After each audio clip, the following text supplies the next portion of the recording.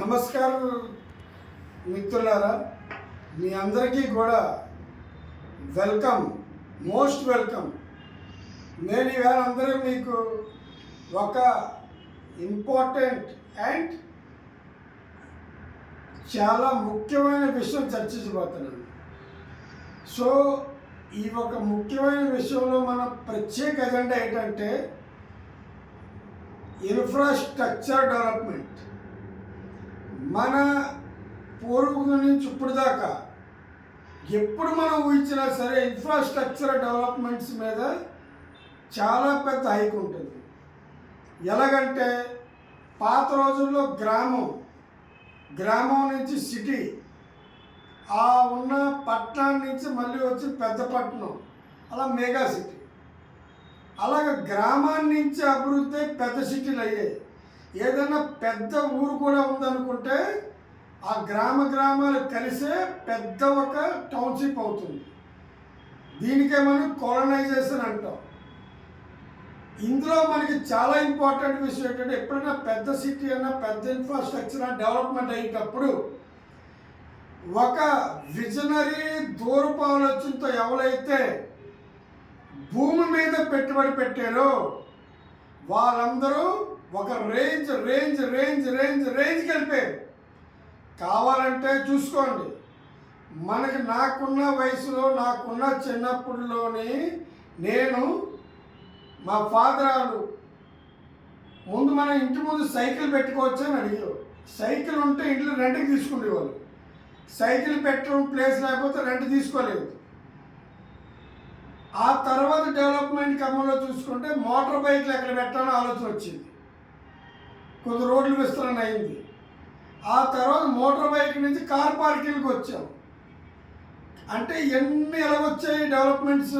Infrastructure development. మన పాత చోట నుంచి కొత్త ఏరియాలో ఎలాగైతే విస్తరించిందో ఈ infrastructure development is key role in the real estate. ప్రతి ఒక్క రియల్ ఎస్టేట్కి చాలా ఇంపార్టెంట్. సో మీకు ప్రతిసారి ఒక కొత్త సబ్జెక్ట్లో ఇన్ఫ్రాస్ట్రక్చర్ ఎక్కడెక్కడ ఏ సిటీ మీద ఉంది అన్న దాని మీద మీకు నా దగ్గర ఉన్న నాలెడ్జ్ షేర్ చేస్తా. భారతదేశం ప్రపంచంలోనే ఎక్కడైతే ఉన్నదో హిస్టరీ ఆఫ్ ఇన్ఫ్రాస్ట్రక్చర్ గురించి చెప్తా. వాట్ ఈజ్ ఇన్ఫ్రాస్ట్రక్చర్ మీద ఏం ప్రభావం ఉంటాయని అనుకుంటాం.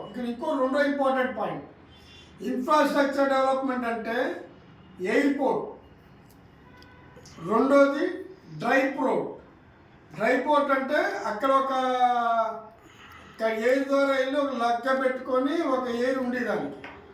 మూడో ఇంపార్టెంట్ సీ పోర్ట్, సముద్ర తీరాన్ని.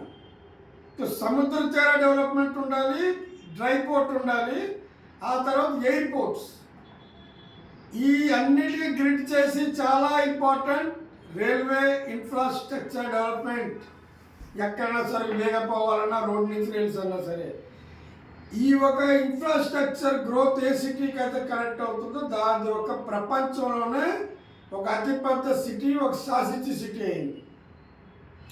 సో ఇప్పుడు కమింగ్ టు ద పాయింట్, ఇంకా చాలా వరకు నేను డెప్త్ అనలైసిస్ చేసి చెప్తా వస్తా హిస్టరీ నుంచి.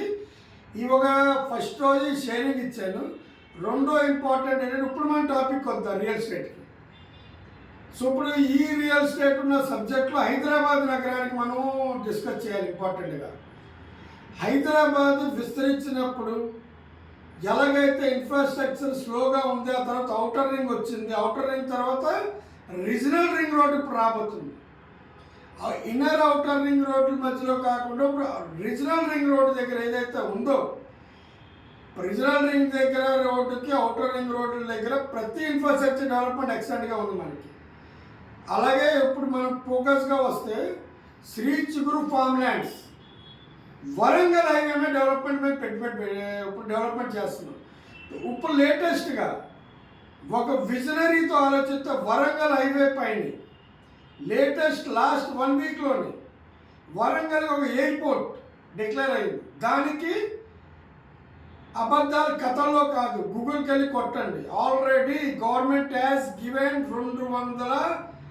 సుమారుగా 250 కోట్లు ల్యాండ్ ఎక్వైర్ చేసిన దాకా జియో నెంబర్తో సహా అన్నీ వచ్చేసాయి. నా ఛానల్లో ఏదైనా ఉన్నా సరే వచ్చిందే మాట్లాడతా, రాబోయేది వద్దు. సో మిత్రులారా, అక్కడ యాదగిరిగుట్ట దగ్గర మెడికల్ కాలేజ్ వస్తుంది. రెండోది వరంగల్కి ఔటర్ రింగ్ రోడ్కి కూడా ఇన్ఫ్రాస్ట్రక్చర్గా మనకి డెవలప్మెంట్గా వచ్చేసింది. అది కూడా వర్క్ ఎక్కువ చేసి స్టార్ట్ అయింది.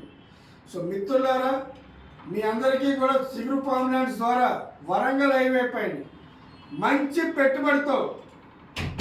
పెట్టుబడులతోని మీకు ఇక్కడ చాలా ఇంపార్టెంట్, మళ్ళీ మీకు చెప్తానే వచ్చా, లోన్స్లోని 0% వడ్డీతోని మీకు 20 నుంచి 30% పెట్టుబడి పెడితే చాలు. మాకు మీకున్న ఐటీఆర్ అక్కలొద్దు. రెండోది సివిల్ కూడా అక్కలొద్దు. ఎవరన్నా సరే మిడిల్ క్లాసా లోవర్ మిడిల్ క్లాసా నాకు తెలుసు, ఐటీఆర్ వేస్తే మీ వైట్ కార్డులు మీకున్న ఉపాధులు పోతాయని చెప్పేసి వెయ్యం మనం చాలామంది. సో వాళ్ళందరికీ కూడా ఒక సువర్ణ అవకాశం, ఒక బంగారం అవకాశంతో రియల్గా మీ భూమి మీద మీ పెట్టుబడి పెట్టుకోండి. మిగతాలాగా ఇక్కడ స్కామ్స్ ఉండవు. మీ భూమి 30% పెట్టుబడి పెట్టాక మీకు ల్యాండ్ రిజిస్ట్రేషన్ అయిపోతుంది ముందే. ఆ తర్వాతే మార్టిగేజ్ అవుతుంది. అక్కడి నుంచి మీకు 0% వడ్డీతో మీరు పేమెంట్లు కట్టుకుంటారు. సో మీ అందరికీ కూడా మళ్ళీ వేరే ఎపిసోడ్స్ అప్డేట్లు కూడా ఇస్తూ ఉంటాము. అందరికీ కూడా థ్యాంక్స్, ధన్యవాదం.